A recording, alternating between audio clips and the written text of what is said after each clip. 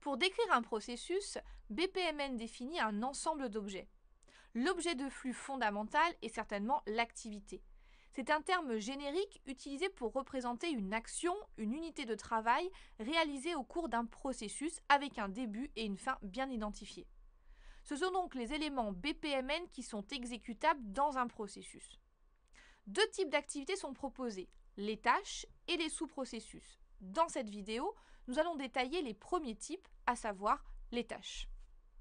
Une tâche est un type d'activité qui ne peut être décomposé, c'est-à-dire qu'il n'est pas possible de définir un niveau de détail plus fin. On parle d'unité élémentaire ou atomique. Généralement, une tâche est réalisée par un acteur qui peut être un exécutant humain et ou une application. BPMN propose différents types de tâches pour identifier les différents comportements qu'une tâche peut implémenter.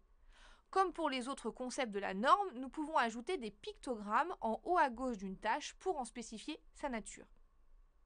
On distingue notamment la tâche de réception qui a pour unique action d'attendre l'arrivée d'un message d'un participant externe au processus. Une fois le message reçu, la tâche est terminée. De la même façon, la tâche d'envoi spécifie que l'on envoie un message à un participant externe au processus. Une fois le message envoyé, la tâche est terminée. On remarque que les icônes suivent la même règle que pour les événements de type catch et throw, c'est-à-dire avec une enveloppe pleine pour une tâche d'émission et vide pour une tâche de réception. La tâche utilisateur précise que la tâche est réalisée par un acteur humain mais interagissant avec une application informatique. Contrairement à la tâche manuelle qui ne fait appel à aucune application ou moteur d'exécution automatique.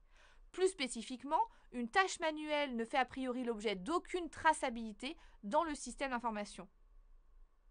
La tâche de service est une tâche automatisée, c'est-à-dire sans intervention humaine, qui sous-entend une interface avec le système d'information de l'organisation. L'application informatique utilisée par la tâche est assimilée à un service. On ne connaît pas le contenu de l'application, on ne connaît que les résultats produits. Les tâches de type service peuvent également faire référence à l'utilisation de web services.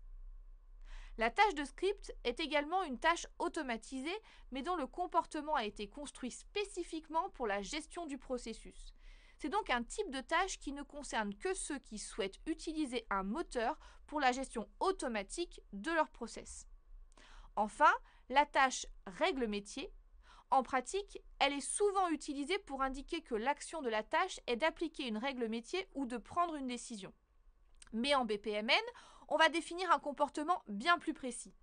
En effet, ce type de tâche a pour objectif de faire le lien avec un moteur de règle métier.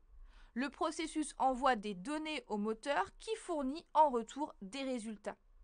Et pour cela, l'OMG propose un standard complémentaire à BPMN qu'on appelle DMN pour Decision Model and Notation. Dans notre processus simple de service au client dans un restaurant, la saisie de la commande serait une tâche utilisateur, tout comme la tâche d'encaissement. Les tâches de préparation de la commande et de service du client seraient des tâches exclusivement manuelles.